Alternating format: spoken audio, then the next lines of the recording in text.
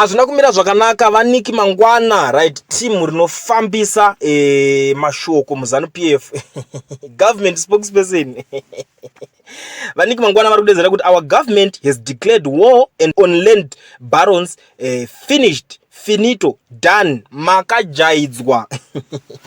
Timu rikutaurwa maland barons ndeava. Ukada kutarisa vanhu vanhu vanouya vakapfeka ma t-shirt marigalia vachidedzera kuti pamberi neZANU-PF chuya nikiri ndokupeka stand aka iwe unenge uchizoenda kumusangano everyday anditi but chiripo chindigurwa kana ka $300 wotopuwa ka stand kako muHarare. So vari kungotora chero chisango chavanenge vangosangana nacho votanga kutopa ma stands. Ndo nyaya iri kuitika panapa. Iri kuzonzi our government has declared war on land barons. Ndo mashoko atiri kusangana nawo ari kubva